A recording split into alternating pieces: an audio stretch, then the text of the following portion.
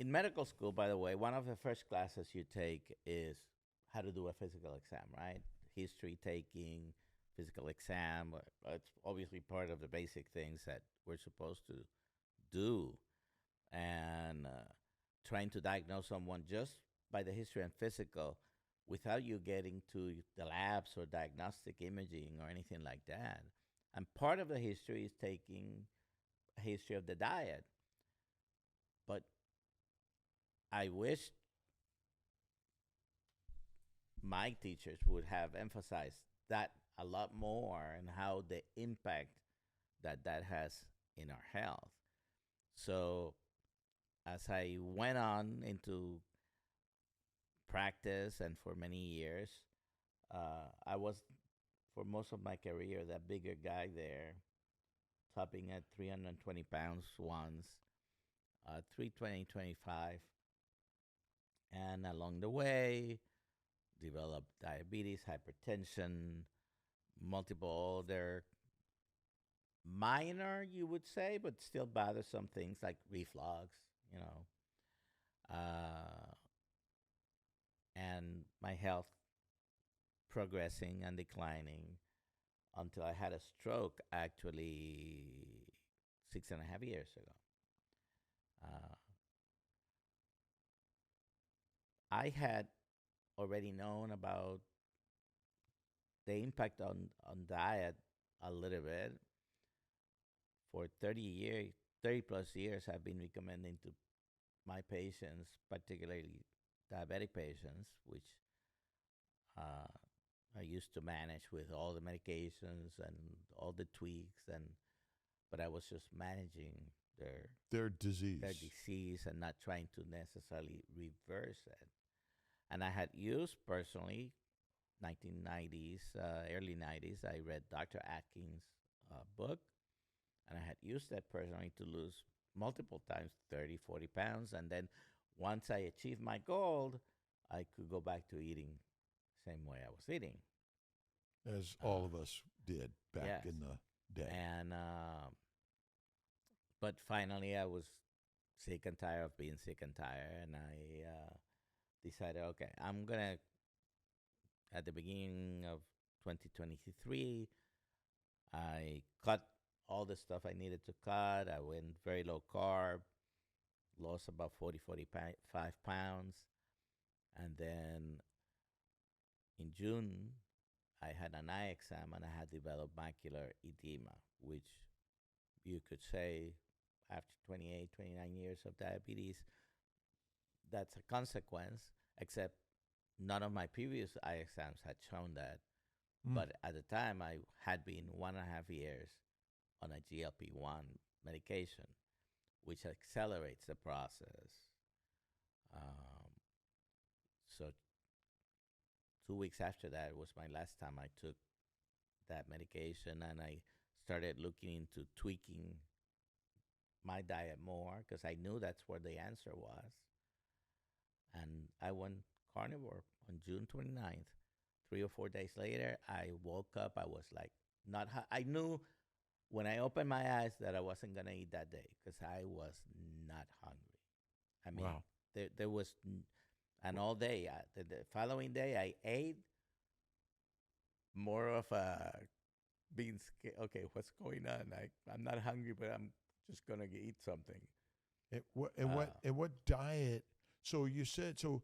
What did you cut out? Because it's always interesting to know what was your thing that you ate mostly that probably is one of the biggest contributors. well, I grew up eating rice and beans and a lot of roots, a lot of tubers Mm-hmm. uh, that we grow in Puerto Rico. It's common food. It's what your mother will feed you. I had some chicken and steak, and but that was only The a little side. bit on the side. And I also ate a lot of veggie meat, fake meat, uh, growing up. Uh, I wasn't at any point during my childhood vegetarian, although I was vegetarian for a while as an adult. My wife had been vegetarian for several years as well. And the reason for going on to the plant-based side was your Well, overall health. You heard it's good for you. because that's good for you, Yeah. and that's the healthiest diet. What's the heaviest? But it wasn't. Yeah. And what's the heaviest you reached? 320 to 325. I know for sure because I was working in the Air Force Hospital emergency room in North Dakota when I hit, I think it was 325 at that point. And anyways, going back to once I went carnivore, I basically ended up losing over 100 pounds, reversing my diabetes, my hypertension. And I had already had the stroke several years ago. I've improved neuropathy. Uh, 2 years ago, 3 years ago, I was on my way to a wheelchair. Wow. I had to go to physical therapy. I was lucky enough that I had the greatest physical therapy assistant in the world. It's one of my sons. He was the one who was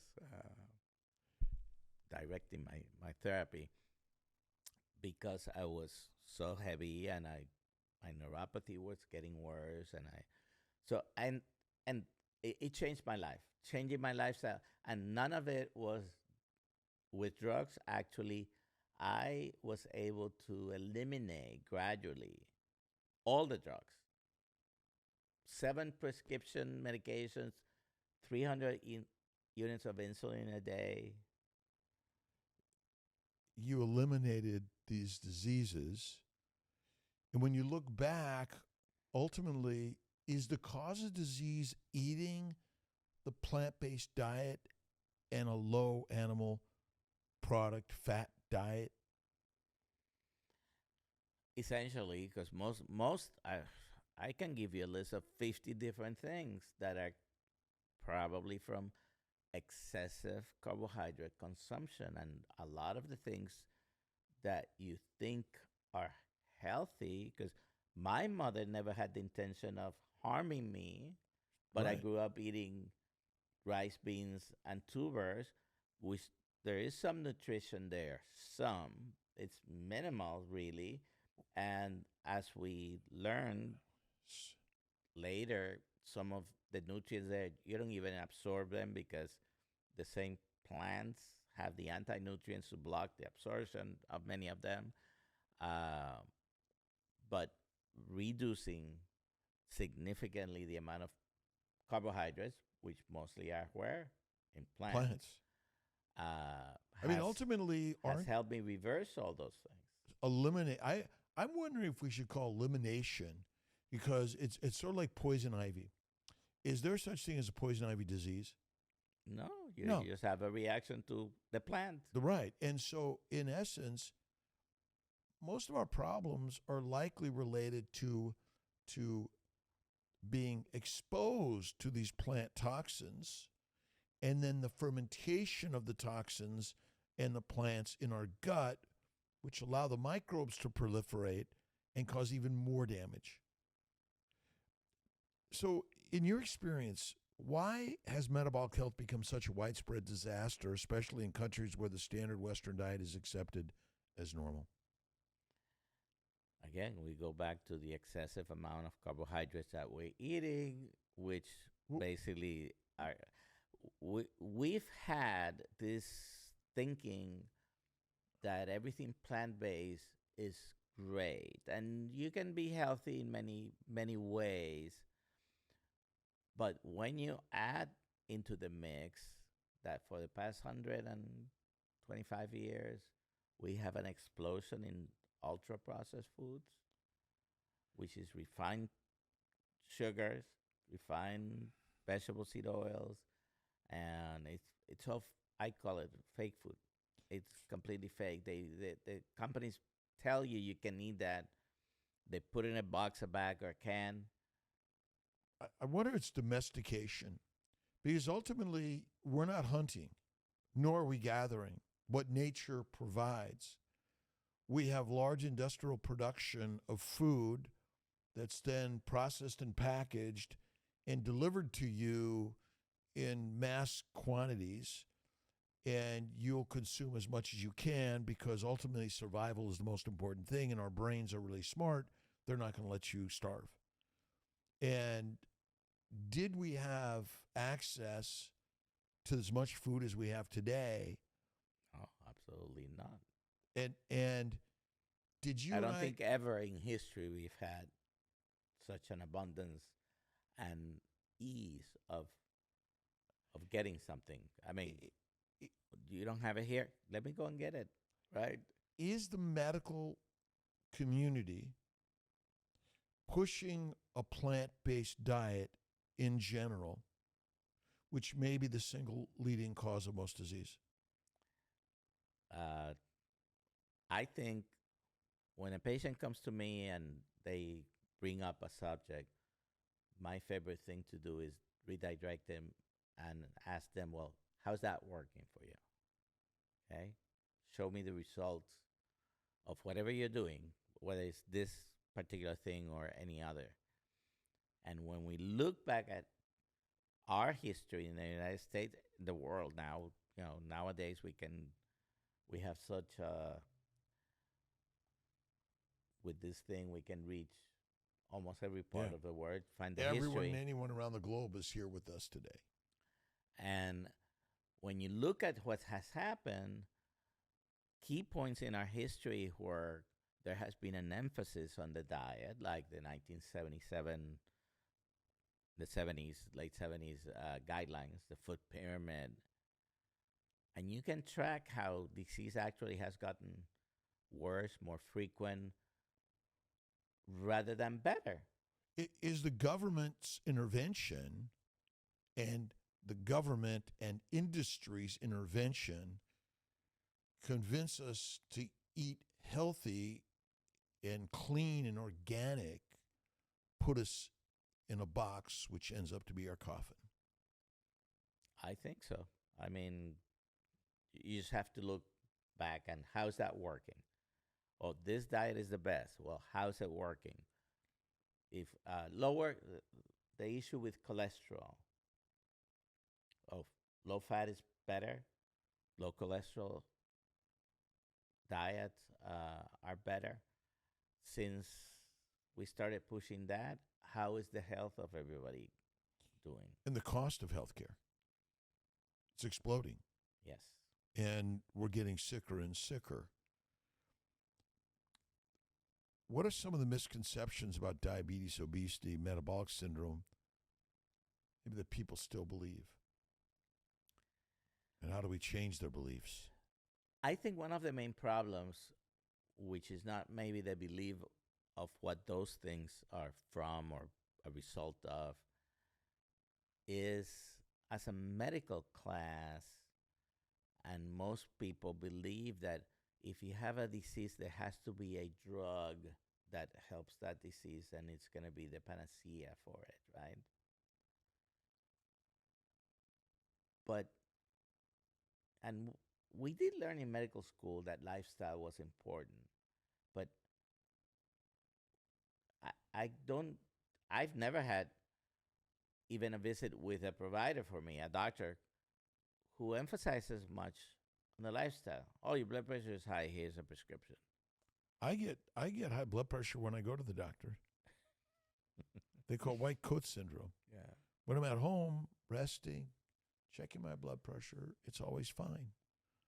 And maybe that's part of the problem. We're scaring everyone to obesity, metabolic syndromes, diabetes, and all those things. So you've been an inspiration to me, by the way, and you've come on board with Kiltz Health, where we're working to share this message and help people heal by simple coaching, advice, and knowledge that they can decide if they want to make the change or not.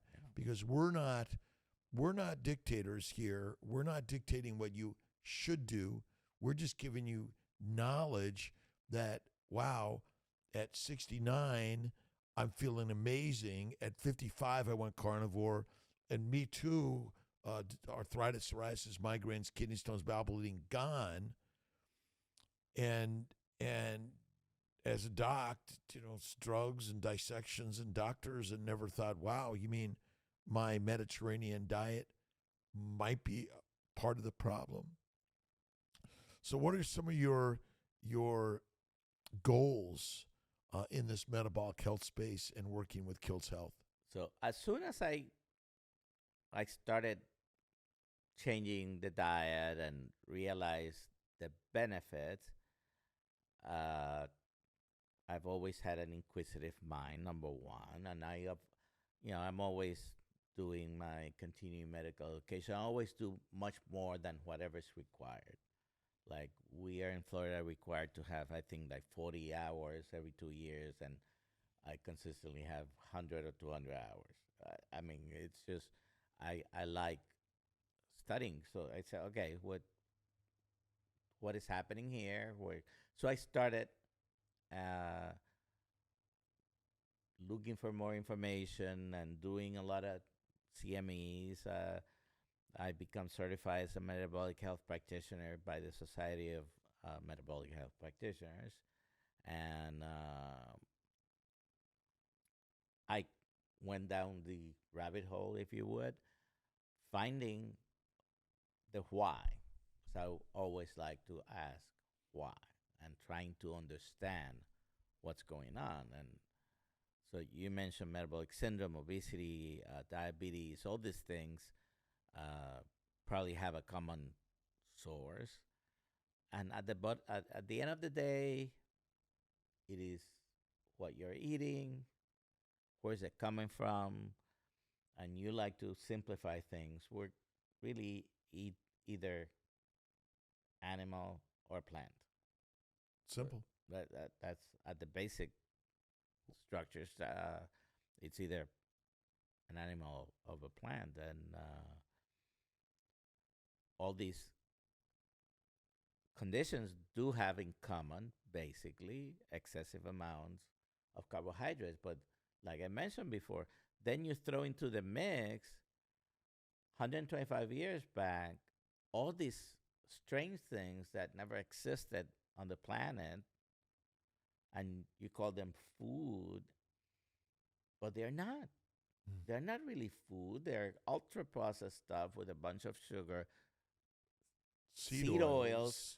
that were never available before 125 years. I mean, there olive oil is mentioned in the Bible over 2,000, 4,000 years ago, but when we're talking about all these strange oils that you have to get, like corn oil, it's a simple concept. Corn, you need billions of kernels to be producing A cup. a cup of uh, of oil. You need in Puerto Rico. We used to have more oil refineries producing gasoline. There are still some, but I'm very familiar with the view of driving by and the smell, which is Horrible. horrible. And you need a manufacturing plant like that to produce the healthy canola oil, the healthy corn oil, the healthy sunflower, safflower, whatever the oil it is. Are cigarettes good for us? They're definitely not good for us. It's a plant product. Is alcohol good for us? Wine, beer, and spirits? No, they're poisons to our body. And health coaching. Tell us a little bit about your goals in Kiltz Health and coaching others to find a similar experience that you found and I found. Well, it's the same purpose that I've had all my life, which is to help others uh, achieve better health. Some people, in a simplistic definition of health, would call it the absence of disease. And I think we can expand on that definition a lot. But it is, if you don't have anything that is disease, at least, well, what's left is you're probably healthy, right? And if I break a bone, I hope I'm near an emergency room where they can set my arm.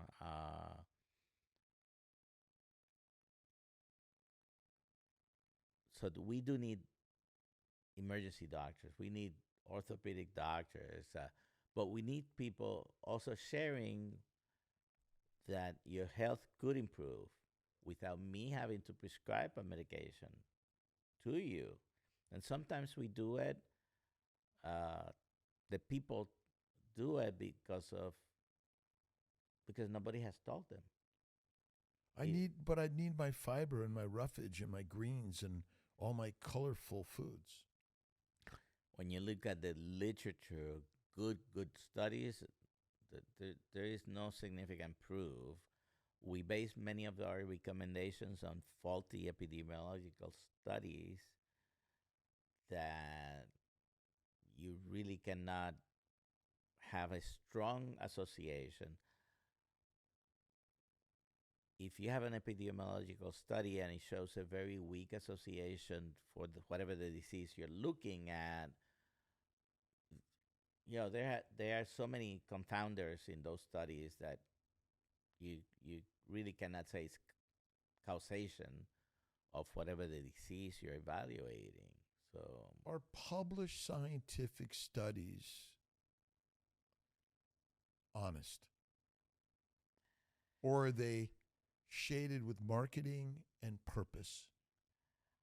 there are all kinds of bias, conscious, unconscious, uh,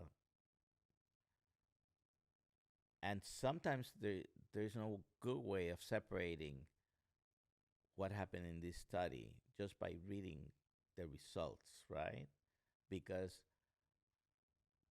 whoever makes the study can decide not to publish it, and I don't know. I don't know if everybody should publish everything or not. That's for other people to decide. But when a study doesn't show what you're trying to prove, we know by going back these are facts. Many studies are not published because they had a negative influence. So when you read, even as a professional, all these studies, all they're showing this, but you didn't know there were probably the same amount of studies showing the opposite. So Maybe that's part of the problem of scientific literature. It's produced, published in a manner as if it's solid truth, but there are so many opposing and opposite studies that show difference. What have you found the most important part of your health journey? Was it a scientific literature or was it your unique experience? it was definitely my experience that drove this change, and realizing, based on the previous knowledge I had, okay, well, actually, I can improve all this. Diabetes, for example, uh, is it a chronic, progressive, ever worsening disease? No, you can I guess if actually, you're continuing the same diet habits, of course, then it is. yeah. And this is what we've been taught, but you can actually reverse it. Now, do you have to take it seriously? Do you have to struggle to do it sometimes? Do you have to really do something that's hard? You like to talk about that? Yes, it's not easy because there are things that I used to like that I made, I've made a decision I'm not going to have them, but that doesn't mean they still might not taste good.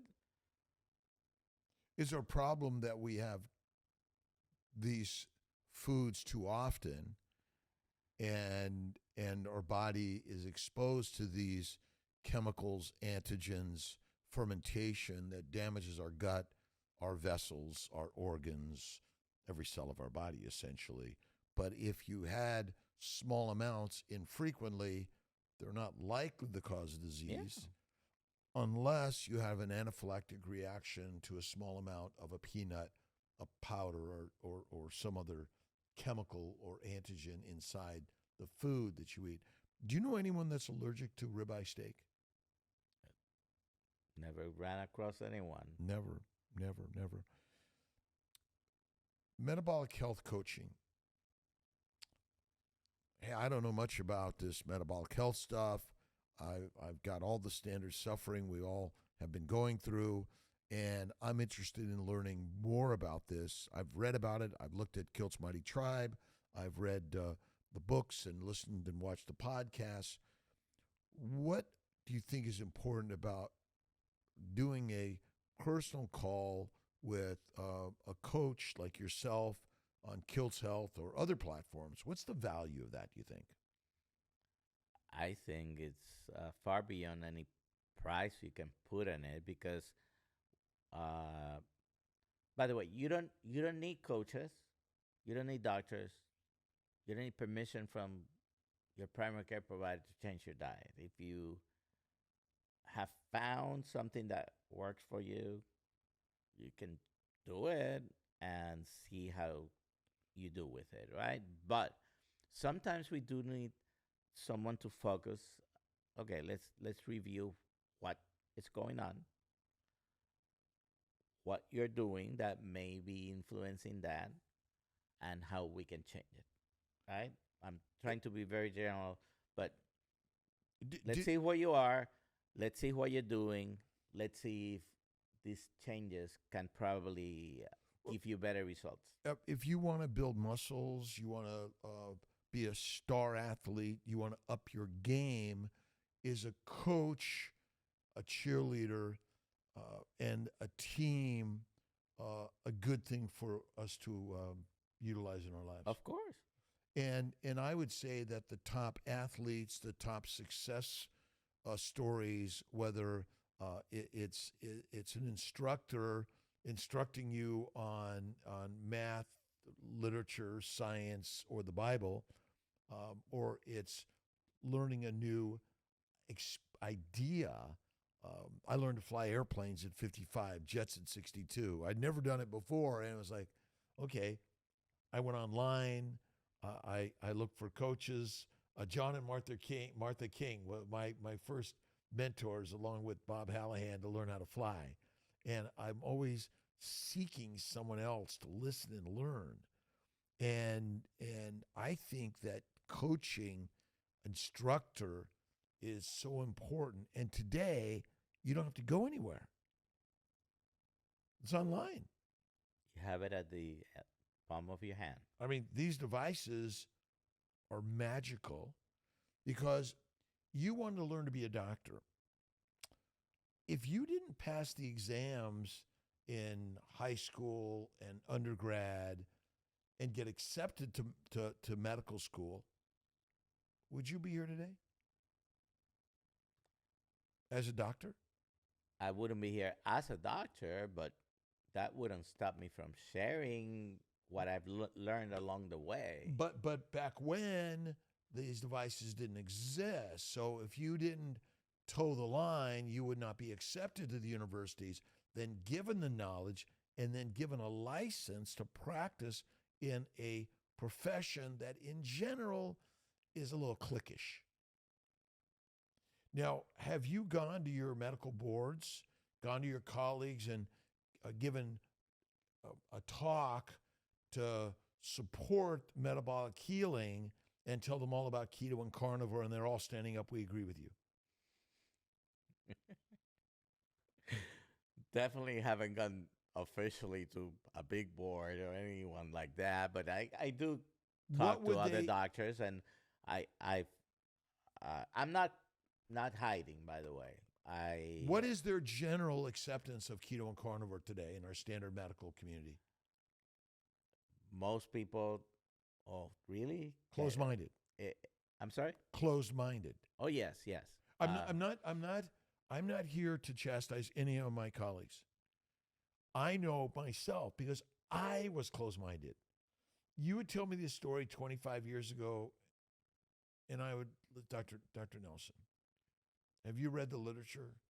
You show me the science, and then maybe. But what can we do to inspire our brothers and sisters in the medical and scientific communities?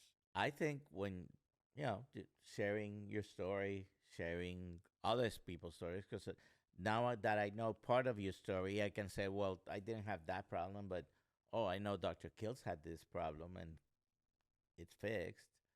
Uh, we need to tell other people. It's just like when you go and you watch a good movie or you go to a good restaurant and you like it, you tell everyone, Now your we can friends just and oh, I was at this place. It was good. we take pictures, we write our reviews, and that's so important. Telling our stories and coaching and listening to the story and helping people have some insight, little tips and tricks. What's your number one tip and trick to either keto or carnivore lifestyles?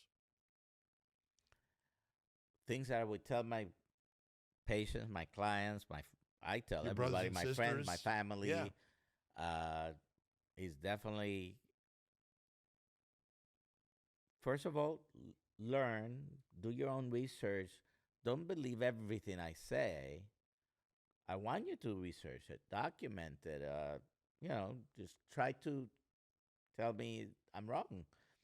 But there are things that we need to get out of our diet. I mean, you always mention apple fritters, for example, because they were my favorite pastry that I used to, you know, stop at a gas station, went inside to pay. Uh, let me grab one. Oh, let me grab one for Nellie, my wife, and let me grab another one just in case. And even though I might have been just 15, 20 minutes from home, by the time I got home, sometimes I wouldn't even tell her that I bought anything because I had eaten them all. So So the tip and trick that those listening can learn how to make the change. yeah, yeah, and just eliminate. If you start, I think carnivore might seem to a lot of people extreme. I understand because it used to look extreme to me. I think it's a simplified, eliminating the noise type of diet. You, it's simple, but I do understand some people who don't have major sensitivities to certain things might still want to eat low carb, for example, but just sticking with the non-starchy vegetable with some fruits and some berries and nuts, and you can be healthy, especially if you're not having any reactions to that and you're not metabolically sick. Well, how often Unfortunately, should I eat though? How many servings of fruits and nuts should I have in a day? well, I have none, but Are we uh, eating too frequently but these things? yes, but going back to what to eliminate first, I would tell them nothing.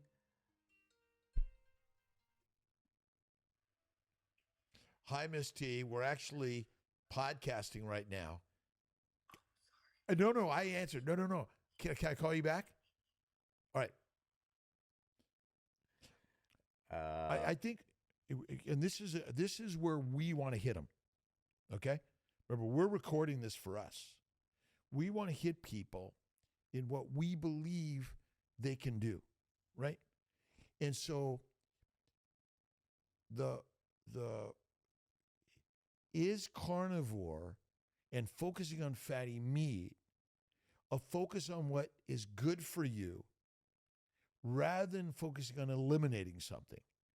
Because as you focus on the good thing, won't that simply eliminate the bad thing?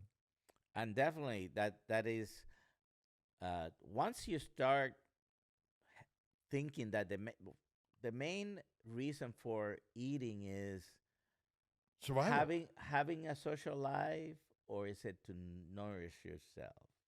I mean, we eat because we're supposed to nourish our body. We need to build up new cells every second. We're building, and we're getting rid of Yeah. the non-functioning ones. So Or damage it. yes, if you focus on that, the other things sometimes become Wash away. yeah. So But definitely, if you're gonna go by eliminating things, I would definitely get rid first of anything that comes in a box, a bag, or a can. box, bag, or can, eliminate it. And what should I fill my fridge and freezer with? Uh, just like yours over there in the garage. What are we filling our? Fatty mint. Yeah, right. So I want you to use the words so we can use the words in what we're doing here, because we're cutting this up. This is all for us to cut up and share with those on Kiltz Health and Kiltz Mighty Tribe and more. What is, if I'm going to the market, all right, first of all, am I just throwing away everything in my house, food-wise? I wish I could, but I live with other humans. But in general, we're working to control. We're talking individually. Yeah. What's of the things you have been consuming? Just get a trash can and throw it out. And what should we be buying at the market? Unfortunately, what's good for you in the supermarket is about what 1 or 2% of the items in there. Right. But if we're going to Walmart and Price Chopper, we can find good food there, because we're talking to our brothers and sisters that might not have the same access or travel or ability to get everything and anything. Yes. Oh, so can I go to Costco, Walmart, or Price Chopper and get good meat, eggs, cream, butter, cheeses? Yeah, all that. And usually nowadays a trip to the supermarket is not used to be, and we used to, when we're married, we didn't have kids. Part of our dates were, okay, let's go shopping together, and we would go up and down every single aisle in the supermarket. Nowadays, it's straight to where the meats are, the eggs are, the dairy, cheese, whatever we're gonna eat, and don't look at anything else because It's poison. yeah. Give me 5 things I should buy at the market. Beef. Beef. Not everybody uses dairy, but if you happen to use a little bit of coffee and heavy whipping cream, cheese. I buy salmon. You're not a fan of salmon, but I buy salmon and tuna sometimes. Not too frequently, but maybe once a month or every couple of months I'll have some of that. And that's pretty much what I buy. So is bacon good for us? Good. Yeah. Bacon. It's pork belly, beef belly, lamb belly. It's fatty meat off the belly. Maybe cured. It may not be cured. A little bit of salt, maybe all you need. A little brine, right? That's smoking if you want. Is that less harmful than a salad with dressing, seed oils, and seeds and nuts and vegetables and berries all over it? Definitely not. Oh, chicken is another thing I buy. I used to like chicken a lot more. Then I realized that what I like is the fried breading on the chicken more than the chicken itself. But I still eat some chicken, particularly legs and thighs. I fry chicken in duck grease, tallow, lard, and you don't have to rub it in anything. Although people are using panko, which is pork rinds, and grinding them up and rolling into that, and put a little egg on that, and some people use powdered protein, and they is powdered protein a box, a can, or a bag? Yes. And so it's mass processed, and maybe that's part of our problem. We don't need to eat like that. Sometimes even what we think might be healthy may not be the best thing for you. Yeah. Because I think uh, when you, I mean, what protein is that a food? It came from. Well, They tell me it came from the milk or the beef, but it's really also another processed food. what animal eats protein in isolation? None. None. And so ultimately, our focus on protein, carbs, sugars. I mean, I'd say the only one would be fat, but fat is not rendered; it's raw from the animal, and that's the part I think we are missing. We're not eating raw fat from the animal. We're eating lean meat. We're eating rendered fats, ghee, which ultimately is a processed product, which isn't the milk from the breast. And is milk for adults good for us? Well, milk. We're the only animal that continues to, use milk as a food. Yeah. There is no other animal that past a certain. Each animal has a time, but past that time, even mothers will kick their young out. I mean, hey, it's time to stop. You know,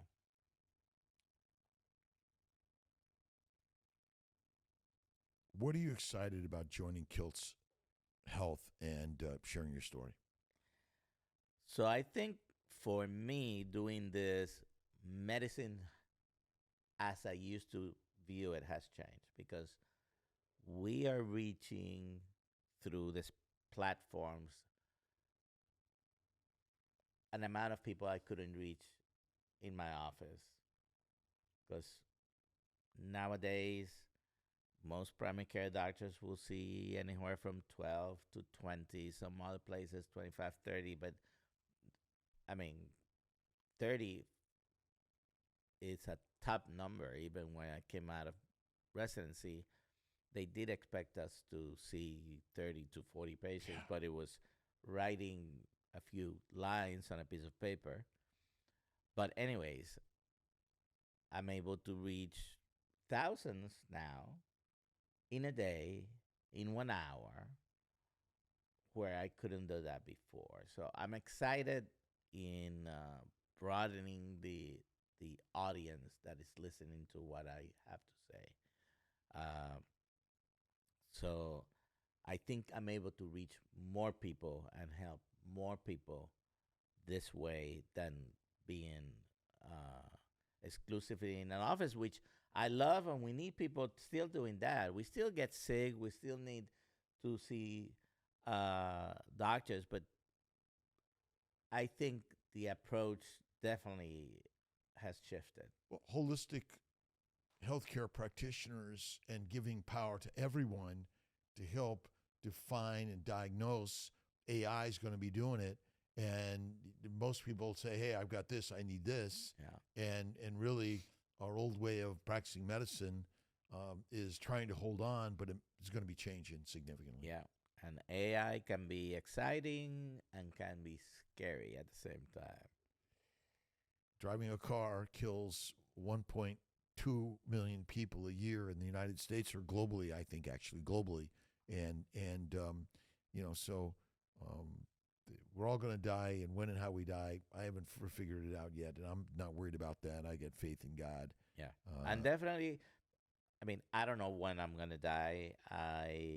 My father lived to be 92. Yeah. My mother died at 67.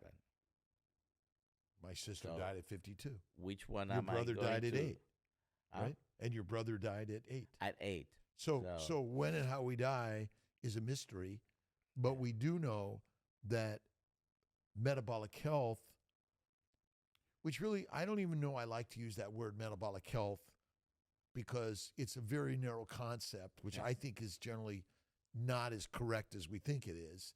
But But ultimately, I think it's because for the lack of something to say that's better. But the in the trajectory I was going, I certainly wasn't going to make it to 82, much less Yeah. 67. Yeah. Okay. I think whenever the moment arrives, God. if I can at least have a better quality of life, and now that I have a grandson, then I have that help me drive. My family is important. My 3 kids, my wife.